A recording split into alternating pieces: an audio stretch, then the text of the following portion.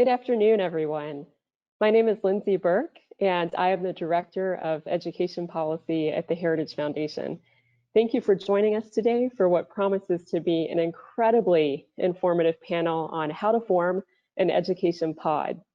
As we turn the corner to August, tomorrow, many schools across the country remain closed to in-person instruction. Many more have yet to announce their reopening plans, leaving families with a tremendous amount of uncertainty as the school year begins. Washington, D.C. public schools, for example, announced yesterday that districts would remain closed to in-person instruction until at least November 6th. In Manhattan, students may be getting as few as 5 days of in-person instruction per month as the school year kicks off. And in Los Angeles, the second largest school district in the country, they're only planning to do emergency online learning this fall. Parents are responding, and they are responding quickly, forming pandemic pods or education pods or learning pods to ensure educational continuity and socialization for their children. So what are these pods? You can actually see a one-page handout in the corner of your screen that you can look at for more information. But how do you form a pod of your own? And what do these pods portend for the future of education policy? We have a great panel here today to discuss how parents are doing it, how these moms in particular are creating their own pandemic pods of their own, and they can answer all of your questions, which we're looking forward to discussing on how to create your very own education pod. So I will now invite our panelists to turn on their cameras. We'll hear first from my friend Jason Bedrick, who is Director of Education Policy at EdChoice. And I would note today is actually Friedman Day. It is the anniversary. It's Milton Friedman's birthday. So apropos that we would have an event on education choice and pods. Jason's the Director of Policy at EdChoice. We'll also hear from this fantastic panel of moms who are on the forefront of creating pandemic pods, creating these education pods. Kayla Svedin is the founder of Empowered Arizona Family. Jenny Clark is founder of Love Your School and Cottage School Life. And Sarah Raybon holds many hats, but she's the executive director of the Arizona School Tuition Association and has affiliations with Arizona Cape and Prenda Microschools, which you'll also be hearing about a lot today. So without further ado, I will turn it over to Jason to frame this discussion for us. Thank you, Lindsay. To use a cliche that we often hear these days, we are living in unprecedented times. So if you're playing pandemic bingo at home, make sure to check off the unprecedented box. But we really are, in the sense that yes, this country has had outbreaks and even pandemics before, but we've never had a situation where just weeks away from what should be back to school, you've got millions of people who are unsure about how or even where their children are going to be educated. As you noted, Lindsay, district schools often have delayed their in-person reopening. Many are offering online instruction, or they're saying that we'll be open for 3 days a week. We're going to be alternating. Some students will be in the afternoon, some in the morning. You'll have to socially distance in the hallway. We're closing down recess. We're closing down the cafeteria. You eat at your desk. They're going to have sometimes these sort of plexiglass boxes around their desks. So and even if they do reopen, there's also the strong possibility that after about a month or so, governors may start closing down schools if numbers start going back up. So plans are really in flux, and families are looking for some degree of certainty. First of all, what they're looking for is a high quality education for their children. And that's something that often they could not find in hastily assembled distance learning in the spring semester. Parents, we've seen in poll after poll, are not particularly excited about going back to that for the most part. I mean, there have been some schools that were able to transition to online rather seamlessly, but for the most part, it appears that they were not able to do that. Secondly, parents are looking for childcare outside of their home. And for that, online options are really insufficient. And many district schools, again, are closed and not providing that. Although actually in some cases, there have been some district schools that are closed, but they said if you pay us, we'll actually babysit your kids for you. There just won't be any instruction going on, which is really quite something. But parents found it really difficult to work from home and have their children at home at the same time. And also, parents are looking for either protection from the coronavirus or to protect their kids from the measures I described earlier to prevent the spread of coronavirus among large numbers of students, in a large school. So parents still want their kids, though, to have social interaction. We've seen a great deal of stress put on children, being isolated for so long, but parents, again, don't want their children in an institution with hundreds of kids. So what's the solution? What we've seen is really a Tocquevillian rise of microschools and pandemic pods. There's actually even a Facebook group that was called Microschools and Pandemic Pods, Maine, which last I checked had more than 30,000 members in under a month, which is really incredible. And they spawned a whole bunch of local chapters. So that really dramatically undercounts the number of people that are, and that's just one platform, Facebook, where people are going to work with each other. Now, what are they doing on these pages? Some people are saying, hey, we've got a pod, we're looking for some more families. Others are saying, hey, we live in this area. Does anybody have a pod? We're looking for something. So what are these?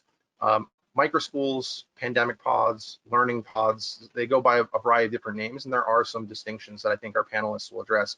But generally what we're talking about are small clusters of families that are working together to provide their children with instruction. Who are the instructors? Well, in some cases, particularly the pods, you have parents that are taking turns team teaching, sometimes one in the morning, one in the afternoon, or alternating days or weeks. There's an infinite number of ways that they can do this. Some of them, however, especially in the microschools, they are pooling their resources together to hire one or more instructors. And they are leveraging online options like Khan Academy or Lexia to provide their children with a high quality education. In terms of curriculum, some are just trying to follow whatever their local district school is doing. Others are going in a completely different direction. Some are adopting classical education, great books education, project-based education, unschooling. Again, the options are limitless. Where are they operating? In many cases, they are operating out of people's homes. But I was scrolling through the Pandemic Pods Facebook page to see where people were doing this. Here's a list that I gathered. Empty church classrooms, libraries, restaurants, strip malls, offices, indoor playgrounds, outdoors at local parks, American Legion halls. Some were even in empty classrooms at closed down district schools. So there's an incredible variety of how people are doing this.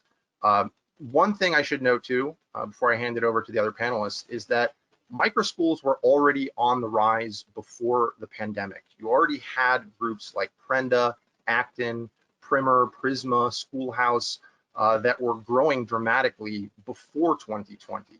Obviously, COVID-19 has been a huge boost, bringing a lot of attention and parents coming to these options. But just to take one example, Prenda in Arizona, in 2018, they had 7 students. At the beginning of this year, they had more than 1,000, and they're now close to 2,000. And that's just in Arizona. So people are exploring the microschooling option who never would have considered it before, because you've got smaller classrooms, more personalized attention. It's easier for children to go at their own pace. It's a lot more flexible. You can adjust faster and more easily than in large institutions. Just think of like the district schools as a giant ship trying to change its course, whereas the microschool is a small boat that can very easily move around. They can also select the type of instructional model that they prefer, again, like classical or unschooling or what have you, and they're a lot more affordable than private schools. Interestingly, these options have been serving traditionally underserved populations. Prenda is very popular, for example, in rural areas, on Native American reservations, and especially among families that have students with special needs. So I think the two big questions that I still have right now are, one, how many families will actually engage in microschooling or pandemic podding this fall? And two, how many are going to stick with it after the pandemic is over? Is this just a flash in the pan, or, as I think it might be, is this the first wave in a sea change in K-12 education? We'll soon find out. Great. Thank you, Jason. That was a really excellent way to frame this conversation. And I want to hop right into it now with our fantastic pod practitioners. And so I would love to just quickly hear from each of you. And I would also, while we're having this conversation, remind the audience, please submit your questions in the chat box. We want to get to as many of them as possible, so please do that. But first, would like to ask each of our pod practitioners, where are you on your pod journey? I think you're each in a different sort of pace with your pods, and you're approaching it in a different manner. So how did you get started, and where are you? Maybe we could start with Jenny and then go from there. Yes, absolutely. Well, we're actually going into our third year of our education pod, and we named it, we call it Cottage School. We think that's super fun for the families and for the kids involved. And similar to the things that Jason talked about, that parents are looking for as a result of the pandemic, we really started because we wanted something that was small, but that we could share responsibility for as parents, and just a way for our kids to connect and have that social interaction. So I'm looking forward to kind of sharing more about what we do, and hopefully it will be, helpful to other families. Yeah, either Kayla or Sarah, how did you start? Yeah, so my daughter was in third grade last year and was in a Prenda school, which Sarah will talk more about. So we did Prenda last year, and it was her first year out of a traditional school setting, and she had a fantastic time.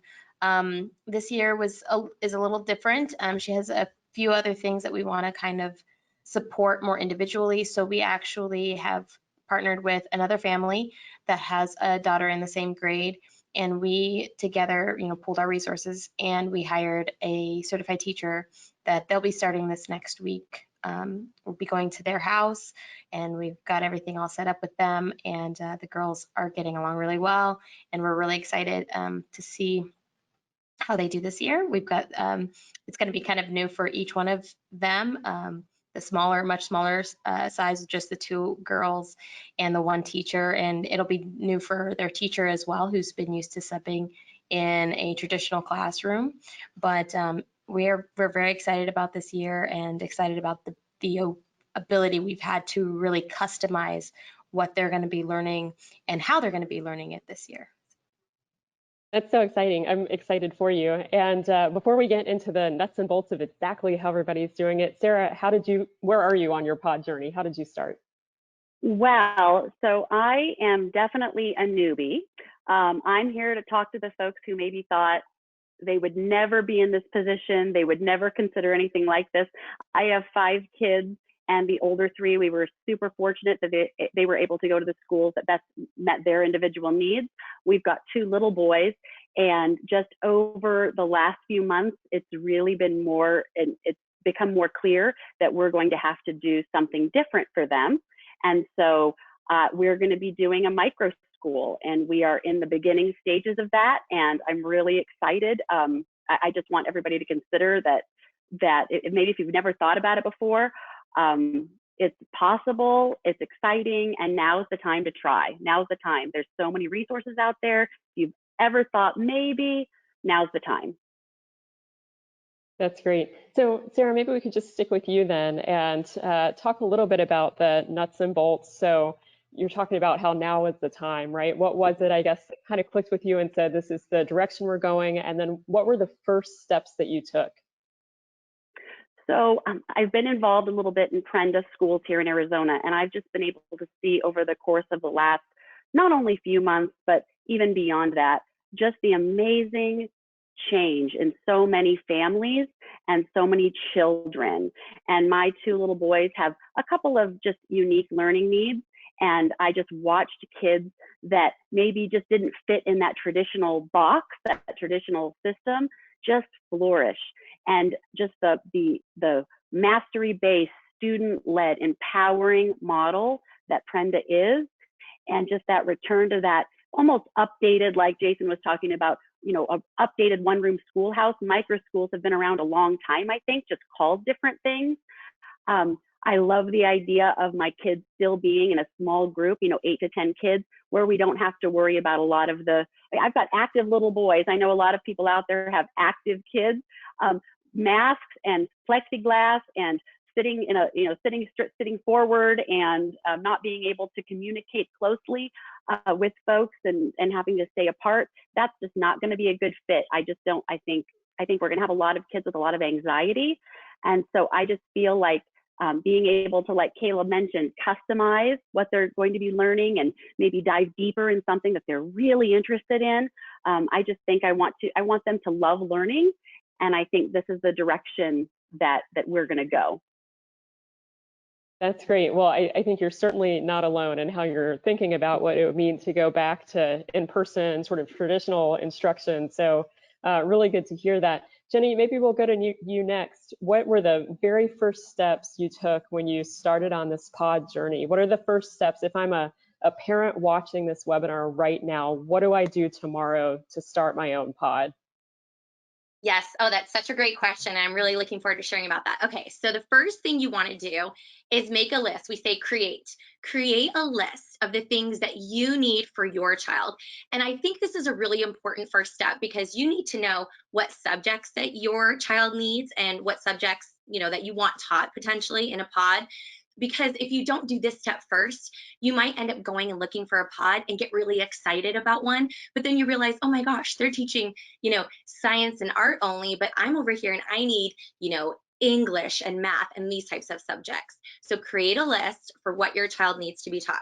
And also, if your child is only doing, an online program, let's say through a school or through another online program, that's really important too, because you're going to want to connect likely with other families who are doing something similar. So create your list. And then second is connect with other families then who are, doing what you want to do. So put yourself out there on your Facebook or other groups that you trust and say, this is what we need. We need these classes, math, English, and science. We're looking for 2 days a week or maybe 3, and we don't want to meet for more than, let's say, 3 hours. Put all of that up there, up front at the very beginning so that you're looking for and finding the right people that you're trying to connect with related to your pod. And then finally, we say contribute. Be really upfront with what you can contribute yourself and as a family. So just as an example, our education pod meets actually at our house once a week. The first year we had, I think, 13 kids, and then we added another family our second year and went up to 16 kids. So we're busting at the seams, but it's a lot of fun. So we meet at our house, we have 16 kids, and we meet for essentially 4 hours. The last hour, we do a community lunch together. And we have 3 classes. We have English, which is Institute for Excellence in Writing, and then we have science, and then we have art. And for us, when we added the second family, we decided to break our whole day into 2 groups, kind of a little bit of the younger group and then the older group.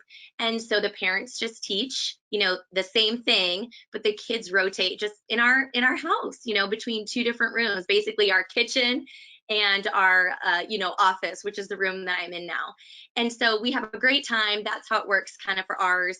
I actually don't even teach any of the classes. My role as a parent is the administrator.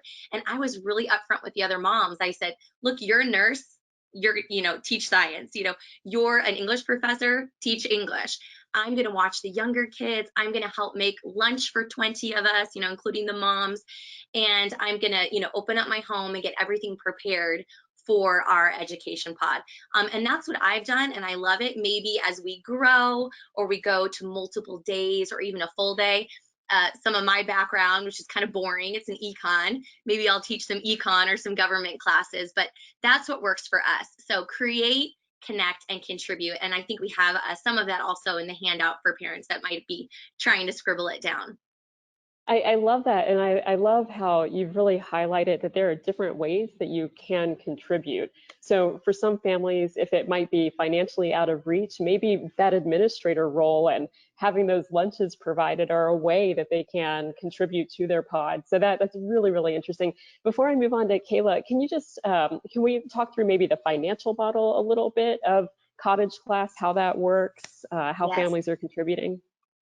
Absolutely. And we are extremely financially conscious in our cottage school.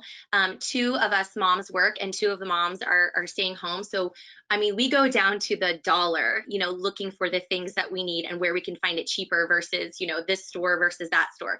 So the way that we manage the finances is the parents that are teaching the classes that require extra items. And for the most part, that's art. There is a little bit in science. So for art, the teacher comes up with the list and says, this is everything that your child needs. And then we go either individually and purchase those items, or we say, hey, I can get a box of glue sticks, way cheaper than each of the kids getting glue sticks. I'll chip in the glue sticks if you get, the special graphite pencils that we need for art. And then the way that we store those items, the first year we did it differently. And you know how kids are, they lose things, which is very difficult. We had group everything, right? Group crayons, group markers. Well, what we did this year is we have shoe boxes. Each of the kids has a shoe box. We keep them in our garage, and the kids go and get them out of the garage when they start cottage school, and their names are on it, and everything that they need is in their little box. And we found last year that helped us save even more money because we weren't losing items. Kids weren't, breaking things as much because it was their specific set of items. So that's worked out really well. So some items you might have, group, but some you might just split out.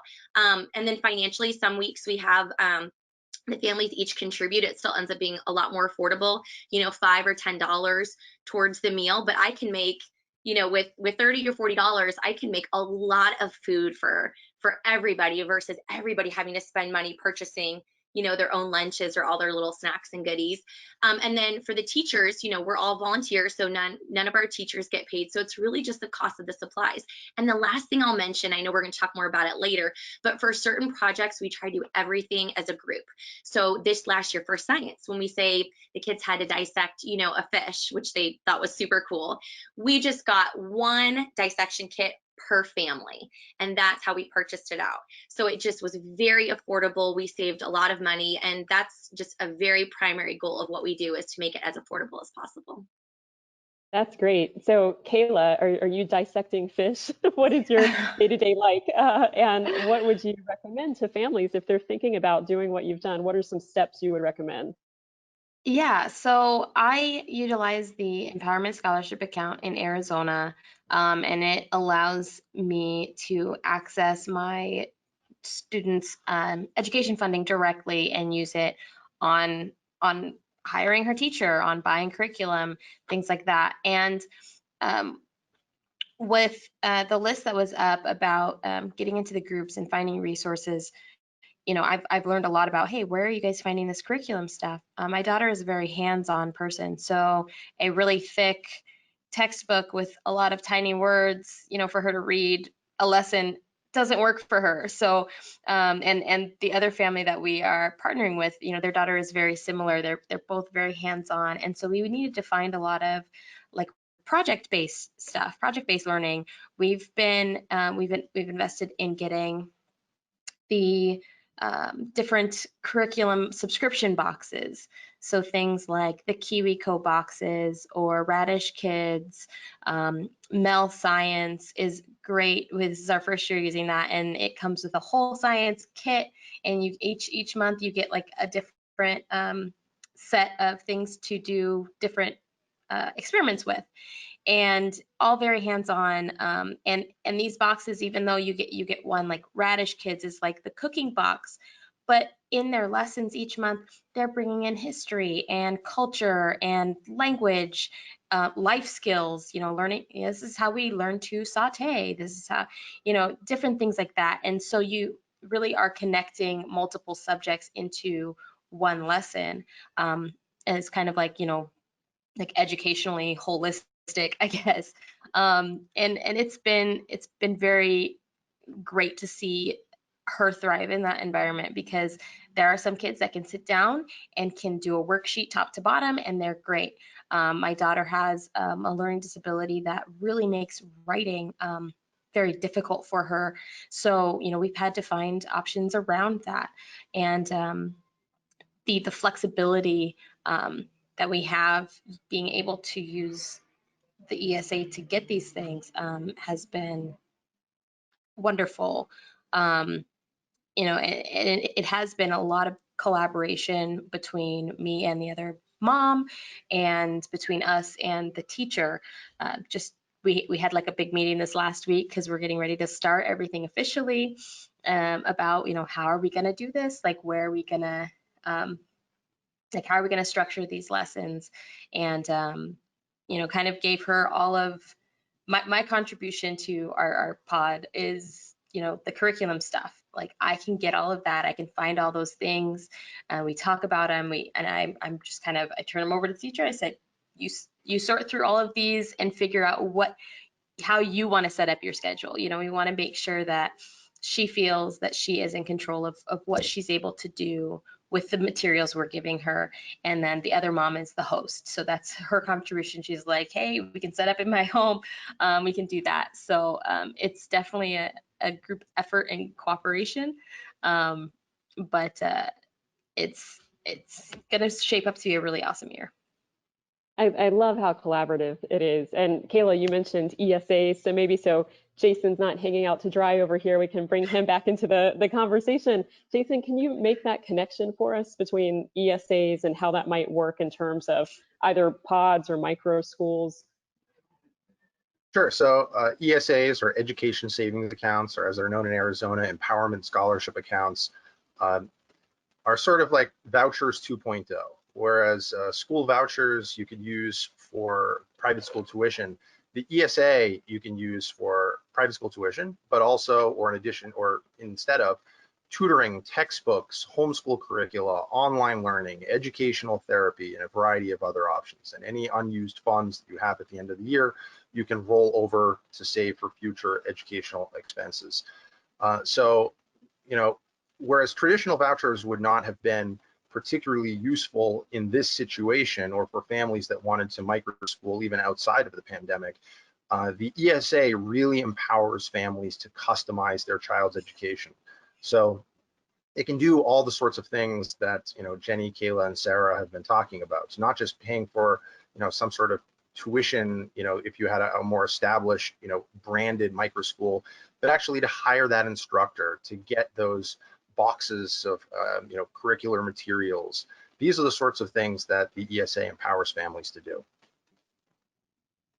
That's great. So I have quite a lot of questions, but we've also gotten tons and tons of questions in from our viewers. But I do want to ask, so maybe we can kind of rapid fire on a couple of these, and whoever wants to answer is great. But can you talk a little bit about, if you've got kids in different age groups, how does that work within a pod or even within a micro school? And how do we think about students who are high school aged and the content there? So whoever wants to jump in on that. Well, I'll tackle, I think, the younger grades.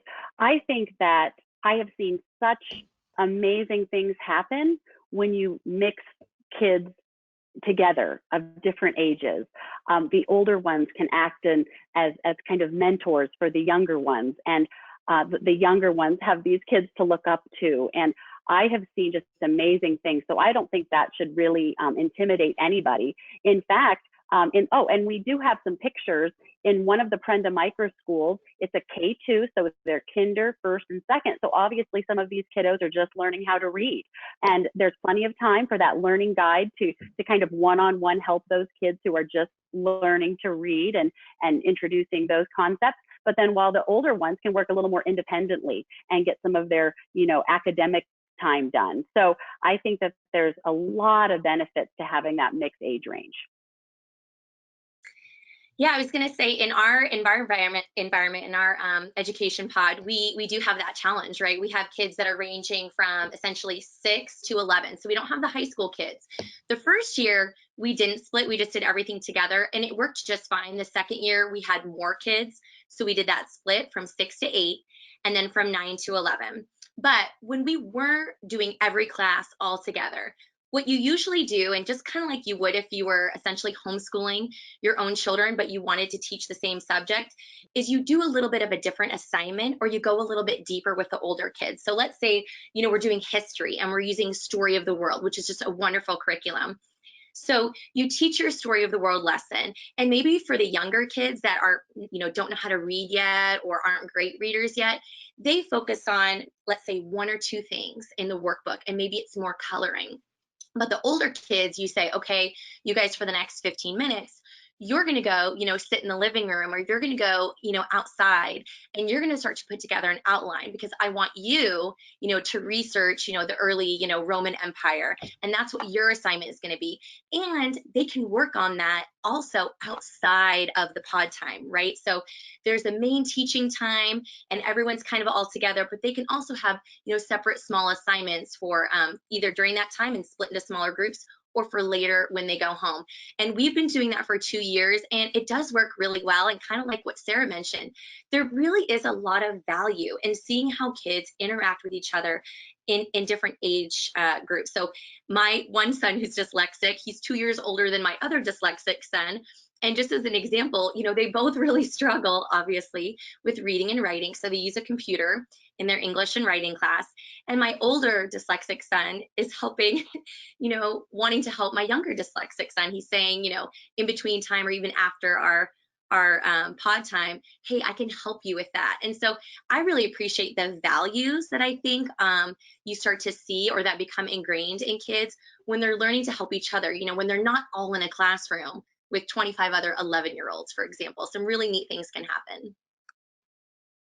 Great. Well, let's go ahead and go to some of the audience questions, because there are so many good questions and they are practical, so get ready. All right, let's start with, here's a tricky one. If you hire a teacher, how do you handle benefits? Is that something any of you have thought through? I know it's a conversation that we're seeing a lot on the sort of, we'll call it the pod sphere, but when we see all of these Facebook groups, it's a question that is being asked right now. Is that something any of you have encountered yet? Any recommendation there? Well, I was going to say it depends. I'm not an attorney. I don't think any of us, want to give legal advice, but I think we all want to make sure that if we're hiring a teacher, so if your education pod has the funds to be able to hire a teacher, you obviously want to, provide and help them as much as you can. So I think it depends. I think it depends on the parents. I think it depends on the family. I think it depends on, how much money and how many parents are coming to the table when it comes to the question of benefits, to be honest. Yeah, I think a lot of scenarios that I know of personally, and the way that we are dealing with it with ours, is that the teacher becomes an independent contractor.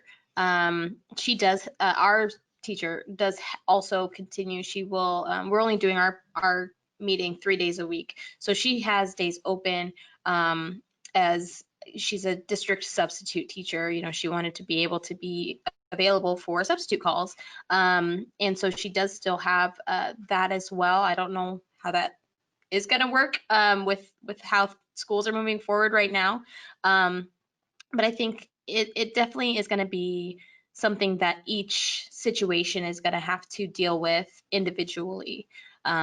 But like Sarah, like Jenny said, sorry, we're not legal experts, and I think everybody should be doing what they know will protect them best in these situations. And related, and not to get in any sort of legal discussion here, but this is a good question. So in some states, home childcare has to be licensed. So the audience member references Pennsylvania, for example. Have any of you had any issues with microschooling or homeschooling or podding being classified as childcare and thus requiring additional licensure? I know you're all in Arizona, which is just one of the freest educational states in the country. So I have a feeling the answer might be no there, but any thoughts on that? Well, I guess I'll just throw out there, yes, in Arizona, we don't really have any regulations in terms of homeschool. We have a lot of freedoms in that regard, but we've not had any issues with childcare and kind of trying to tie that in. There's a lot of parental involvement too. I will say that for microschools, in terms of, even Prenda microschools, and I'm sure other microschool organizations are doing the same things. Obviously, we're doing due diligence. There's safety, and the safety of the children is obviously top priority. So to whatever extent you can go to ensure that. So if you're having children come into your home, so background checks, fingerprints, things like that are really important and just something to consider if you're having a group of kids come into your home. But to the teacher aspect and what we just talked about, I do want to throw out, this is a wonderful opportunity. Reach out to those educators in your lives, maybe. Another way to find somebody. Right now, they're likely either doing a virtual school with the district, or depending on where they work, where they're teaching at, this might be a wonderful opportunity for them, a benefit for them for maybe a part-time position. So consider reaching out to those teachers right now who are struggling and who are really not sure what they're doing or when they're going back or what it's going to look like. They may very well want to join a microschool or a learning pod.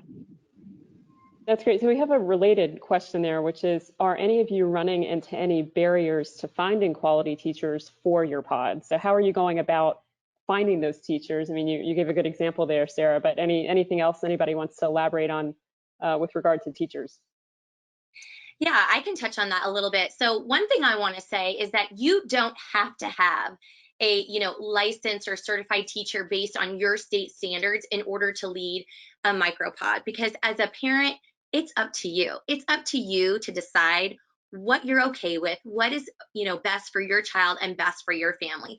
I think any parent that's home educated for a while, myself included, thought, oh my gosh, can I really do this? And what we're doing is very different than what it takes to be a teacher and to manage a classroom of 25 or 30 students. Can I really do this? And I just want parents to know that you can do this. So if you're worried or you're not able to find kind of what you have in the back of your mind is the ideal, right? This certified teacher that's working 3 days a week and the other 2 days a week, is going to do a pod for you. Think about maybe doing it on your own with other parents. You might be surprised with how amazing and easy and accessible all these different curriculums are that are out there to help you, instruct your children. Think about the things that you're passionate about or that you're good about or that you studied or maybe trained in, and you can impart that into your children. 6 years ago, when we kind of started, a little bit on this journey, we weren't doing an education pod then. I literally got a curriculum that was like word for word what I need to say and what I need to do. And then I would do a little bit more research on my own. And I thought, wow, like I can do this. And so I think as Kayla and Sarah would say too, like we want parents to also be empowered. If you're not able to find, kind of exactly what you're looking for in a certified teacher to come to your home. Absolutely. I want to add too that a lot of people coming out of the traditional school environment have this, very like structured idea of what school is. And I've had questions from a lot of parents asking me, how do I start? How do I do this? And my first thing is like, first, like breathe, because, you don't have to start August 1st, like, first day of school, we're going to do this. It doesn't have to be 8 to 3, Monday through Friday. And usually when they're still looking for someone, and if they want to find someone that can teach, I say, in the meantime, have a conversation with your kids. What are they interested in? What do they want to learn about? And find ways to connect different subject matters into that interest. My daughter is like super into space stuff right now. So she's reading space stuff, she's writing space stuff, she's building space stuff. We're doing math with space stuff. Like we're getting her engaged, because really when kids are engaged in what they want to learn and they've been brought into that process, they're invested in their education, and kids will learn whether or not someone is teaching them. And so I think that's one reason why family pods like this, where the parents are the ones, instead of hiring a certified teacher, where kids can still be really successful as long as they're actively part of that process as well. And it is such an interesting time that we're in. I mean, Kayla, you bring up so many good examples. We also know that there are college professors out there where their colleges aren't going to go back in person potentially this fall, who might have some additional time to teach a pod course, or same goes for teachers or private tutors that are out there. So we can really, and just content matter experts within the community. Do you know someone who's a physicist? Have them teach your pod. So there's a lot out there. Back to the nuts and bolts for a second. I know some folks, if you look across the country, are using pods to supplement what the district's doing virtually, right? If we see districts who say, we're not going to go in person this fall, we're just going to provide virtual instruction. Some pod groups have been doing that virtual instruction in the morning and then having their pod classes in the afternoon. But then some are saying, this is a lifestyle change for us. We're going to go full-time pod, full-time micro school moving forward.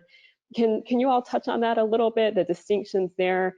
The question that we have is how many hours per day of tutoring would you say is appropriate for maybe a group of 4 to 6 students? Any advice there? Well, I will say that if you're not doing the online instruction piece from the school, because that can take a lot more time, and usually there's, specific times you have to be on and watching certain things and completing certain work.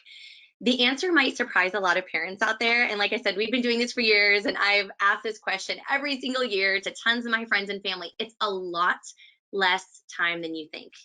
A lot less time, yes. And Sarah and Kayla are nodding, so I'm glad that you agree with me. So because you're not having all that time where you're having to organize students or take a large group, to one room and another room and then to the bathroom.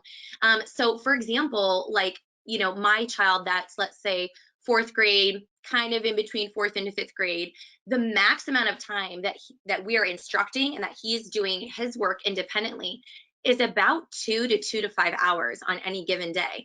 And some parents will go, whoa, what are you talking about? My kid's in school normally, 6 or 7 hours. And it's like, yes, but how much of that time is direct instruction and teaching time? And I've asked other teachers that I have that are close friends the same exact question. So it's less time than you think as far as the, direct instruction time. And it goes down or up, depending on the age, but also there's a lot more free time, which I think is really awesome for kids to explore all these other topics and subjects, and even sometimes just to be bored and create and do, the things that they want to do. So I don't know what Sarah and Kayla might think about that one. Well, I'll just throw in that what I loved and experienced during our shutdown when we were all kind of forced into homeschooling, and what I like to tell parents, it was not homeschooling. Jenny and I have talked about this. Don't think of that as homeschooling or even learning pod or microschool. That was crisis schooling. We all kind of got thrown into this situation where, and in a lot of cases, I'm hearing from parents that worksheets were being piled on top of worksheets, and you were having to log in here and log in there, and it was a challenge. And work from home if you're a working parent.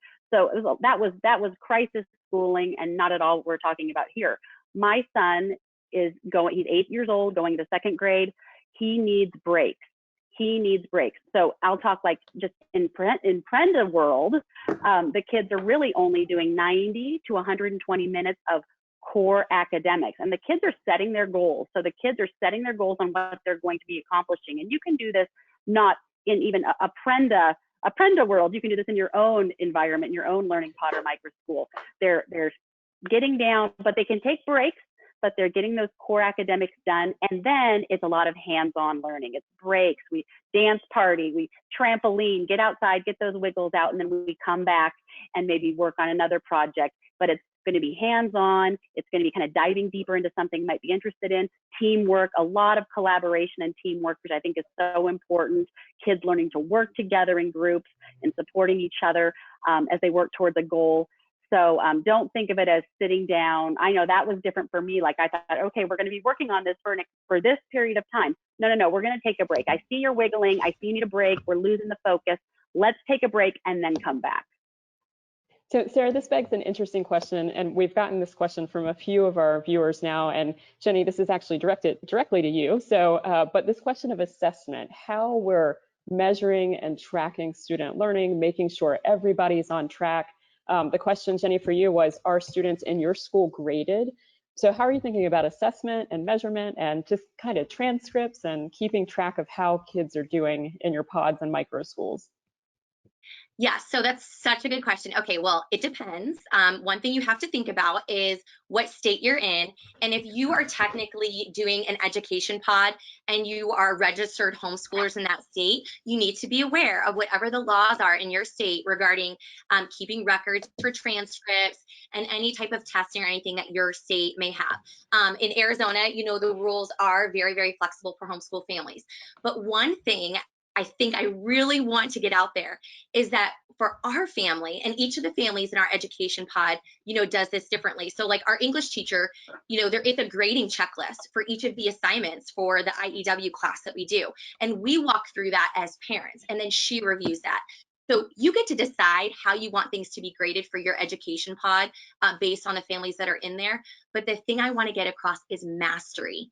This was so foreign to me, having grown up, you know, in the public school and attended public schools, kinder through 12th grade. So we don't move on a subject until our child has shown mastery. And with 2 kids with learning disabilities, wow, this is a game changer, because I can stop and go, okay, I know that technically with this math program we're doing, you're supposed to be getting through each unit, you know, in 2 weeks. But for my kids, that's not working out.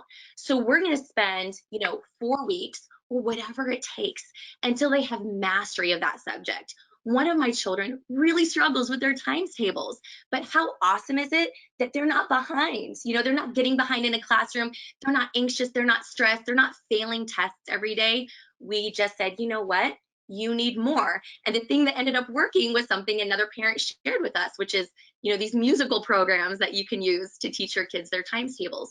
So we judge by mastery. And then the other thing that we have done in the past, which a lot of homeschool families have done, is homeschool testing. So we have access to, and families at home can take any type of standardized testing that's available out there if they so choose to. So you can make that decision. You can decide if you want to have more or less testing based on what you're comfortable with and what your kids need, and also what your state requires.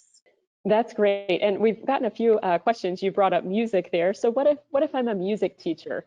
How do I, as a teacher, reach out to a pod group and provide my services, or even let them know that it's something that I can do? Any recommendation there? I think social media right now is so powerful. I mean, just like Jenny mentioned and Kayla mentioned, throwing this out there on social media, and you're going to start getting parents, join the groups, join those Facebook groups. You're going to start getting parents that are reaching out to you. I had a mom yesterday reach out and said she can't use her home for our micro school, but would I open up my home? And so I could host the site or host the school. Just put it out there on social media. If there's no group in your area, start a group, start inviting people. We've got a wonderful group, a networking group here in Arizona on social media. And that's where I think a lot of us get our teachers, our tutors, find other resources, what's out there, get ideas from people. So put it out there on social media and they will come. Definitely. There's a lot of Go ahead, Kayla. Sorry. There are a lot of resources in social media. And you know, I've had some tutors and stuff ask me as well, because sometimes people aren't going out and looking for different websites. They're just looking for different groups to ask for recommendations. And I think people are really realizing these, you know, mom groups are pretty fantastic. And you've got parents from all over in different places looking for different things, and you're finding those people that are looking for the same things as you. You're finding those people that are offering what you need. And it's a fantastic tool. So we're getting so many really good questions. I want to bring Jason back into the conversation as well, because some of these are policy oriented. So I'll throw out 3 really quick questions, and then whoever wants to answer, Jason, please hop in as well. But the one question, how much is a pod? We are seeing this a lot, so feel free to talk averages here. 2, does everybody have access to an ESA, or is this a state-based situation? So Jason, maybe you can weigh in there. And then 3, we're getting really good questions from teachers on how they could benefit from this pod movement. We have a question from someone who's a substitute teacher asking how she can both help with pods and micro schools, and how she could or he benefit from pods as well. So 3 quick questions there, whoever wants to jump in. Well, I'll just jump in really fast on the substitute teacher question, only because we just hired a teacher who normally does music therapy in special ed classrooms in our local school district. And I found her on Facebook, and she lost her contract providing services as a part-time music therapist in our local school district. So she's trying to make up her income, by helping other families. And so so put yourself out there, put your sources out there on Facebook, yourself out there on Facebook, and let parents, know what you can do. So she's coming to our house now once a week for an hour to do music. And the neat thing about it is she's asking me, what are your kids struggling with? What else do they need? What other subjects are they having challenges with? So for this 1 hour, she's teaching them music, but she's also integrating other things that we're working on and that my kids need help with. So just be thinking, if you're a substitute teacher, put yourself out there, and what are all the different ways that you could assist a family who's starting an education pod, or even just one-on-one.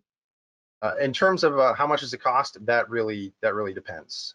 And we don't have a lot of great data even of what the average is yet. I know that there are a lot of families out there that are doing it for about $4,000 to $6,000 per family.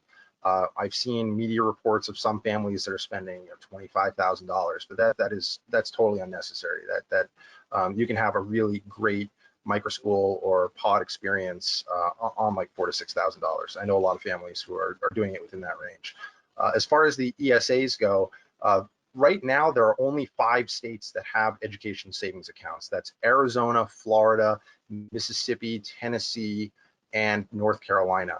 And in 4 of those states, it's limited to students with special needs. Arizona is the only state that has a wide swath of the population that is actually eligible. So I won't do all the eligibility categories, but it's students that are assigned to low district schools, students on Native American reservations, children of active duty military personnel or those killed in the line of duty, and there's a few other categories as well. So you can check with your own State Department of Education or groups like Love Your School, and they will give you information about who is eligible. But this is really something that I think that more states should be adopting right now. It is really imperative.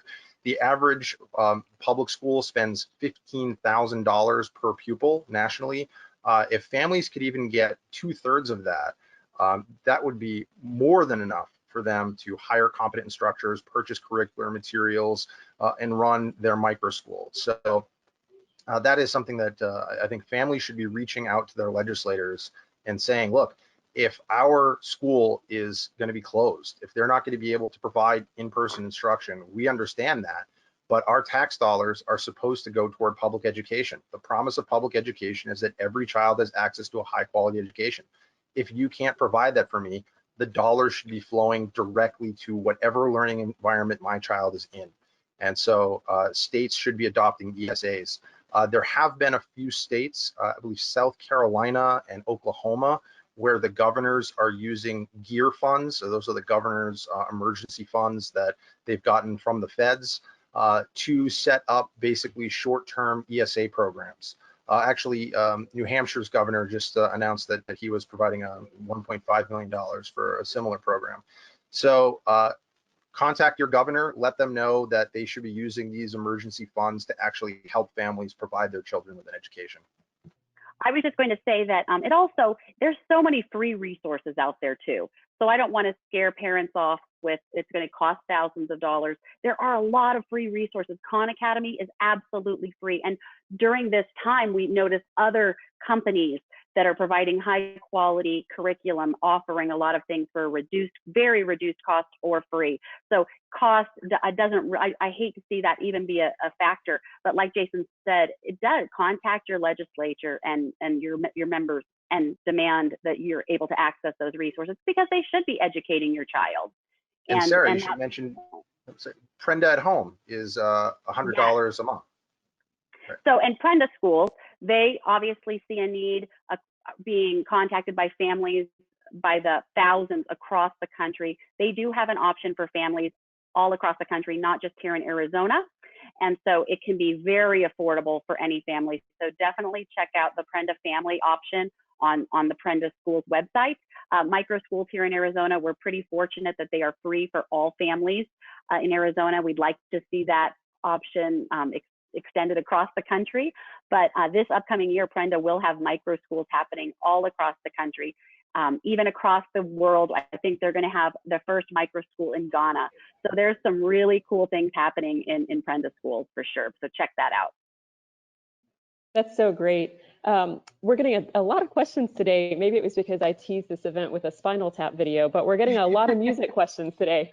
Can you, maybe Jenny, I don't know, you mentioned it a minute ago, but can pods accommodate music classes, music history, and orchestra? That's the interesting piece there. What about orchestra if kids want to get together? Is that something you've done? Well, we haven't done orchestra. We've had the opportunity to take our kids to the orchestra, to the ballet, to the musical instrument museum, the science museum, children's museum. So what you can't maybe produce in an education pod yourself, I mean, there's just certain things, right, you're not going to be able to replicate. And as a parent, you're going to have to go, I'm okay with that, because these are my options, right? So, we haven't replicated orchestra. A pod could possibly do that. I'm not sure, possibilities are endless, but we have replicated other things like we talked about. So whether it's music, right, or specific types of art, but then also as a parent, think about the other ways that you can build your child's education that are beyond maybe what we've always thought about, which is, the typical classroom environment for 6 to 7 hours a day. So I shared just the other day, and I know some of you guys saw this, we saw someone talking about a local Phoenix shop, a carpenter for 45 years, and he started a Phoenix woodworking school. And I thought to myself, oh my gosh, my kids are always building crazy stuff in the backyard and taking out their drills and hammers. And I would love for them to get some real instruction in that because it's an interest and involves math and planning and all these other things that they need. I'm going to reach out to these people. We went, we did a visit. It was amazing. They're giving us a special deal for our whole family. And I shared it with a bunch of other family friends who said, wow, this is what we've been looking for. So again, even if you can't offer it yourself in your home for your education pod, you might be able to get, a group rate or a family rate to go somewhere else. And I just wanted to say too, for the supplies cost for our education pod, cottage school, for a whole semester, I think we spent maybe $150 or less. And then, there might be other curriculum pieces and things that you need to get. But like Sarah said, there's so much amazing stuff that's free online. Don't think, wow, I really need this math program. And gee, it's $400, but my kid needs to learn how to add and multiply. I probably should get it. No, save your money, and be creative and do what works for you on your budget. Well, I hope the New York Times is listening because they seem to think you can only do a pod for $25,000. So that's great to hear. Kayla. Yeah, so about the orchestra thing, that reminded me, this was obviously before pandemic pods, but I used to tutor strings, kids that were playing stringed instruments. I'm a cellist personally, and I was hired by a homeschool co-op when I was back in college, and I had they usually did band, and they hired these homeschool families hired a band teacher, and he was teaching these students. They're different. They had a whole set, but there were a couple of the girls that were like, we don't want to play trumpet or flute or whatever.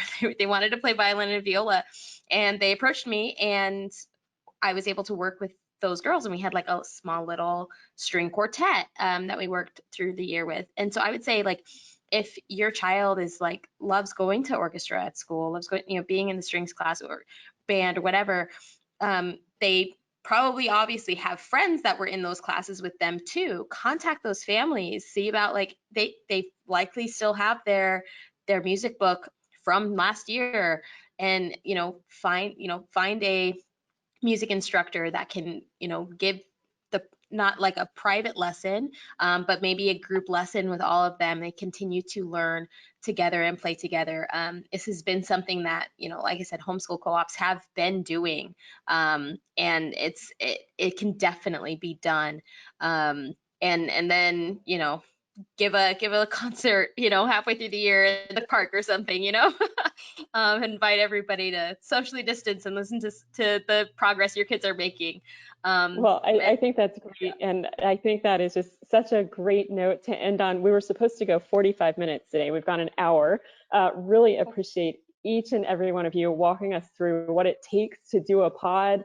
I would remind you that this is going to be posted between 24 and 48 hours after this event today on the Heritage website. So if you want to rewatch, if you want to jot down any of those things that you might have missed live, it will be up on our website. You can see on your screen here the social media and contact information for each of our panelists. And Kayla, Jason, Jenny, Sarah, I just would thank each and every one of you again. Really phenomenal information, and really look forward to watching the pod pandemonium continue. So thank you to everybody for joining us today.